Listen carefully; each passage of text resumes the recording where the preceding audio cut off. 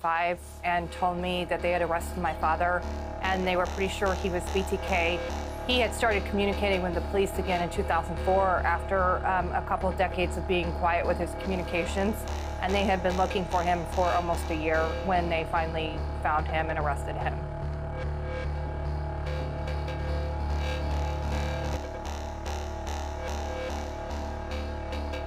Carrie Rawson was raised in a loving, normal environment.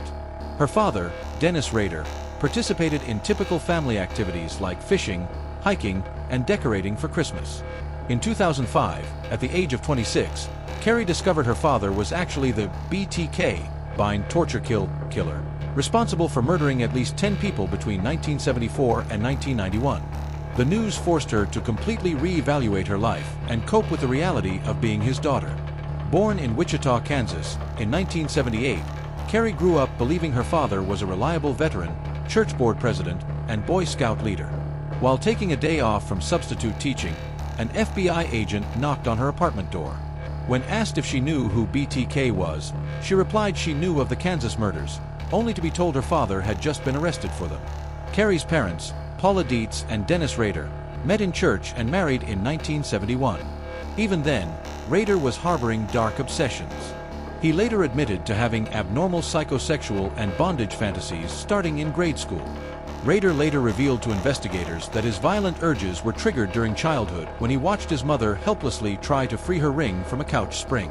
Rader terrorized the Wichita area for over 3 decades, frequently sending poems, drawings, and letters to police and media to seek validation.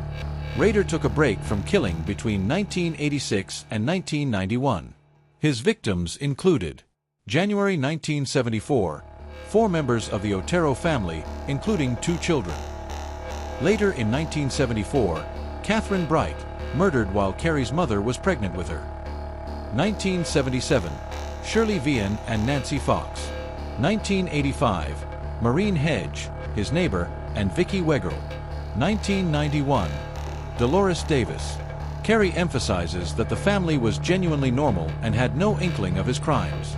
She vividly remembers staring at a chocolate bundt cake in her kitchen to ground herself as the room spun during the FBI's briefing. She even demanded the agent's ID, remembering her father's advice never to trust anyone without proof. Ironic, as Rader used fake authority to gain access to his victims' homes.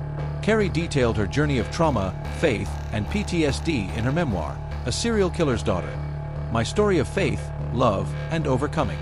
Her mother, who received an emergency divorce shortly after the arrest, found healing by reading the book.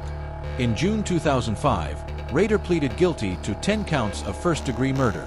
Now 75, he is serving 10 consecutive life sentences at the El Dorado Correctional Facility in Kansas. Carrie began writing to her father again in 2012, separating the dad she loved from the psychopath she didn't know. Today, she works as a victim's advocate and speaker. In 2023, she began helping police investigate her father's connection to other cold cases, which led to a chilling discovery in his old journals suggesting he may have also abused her as an infant.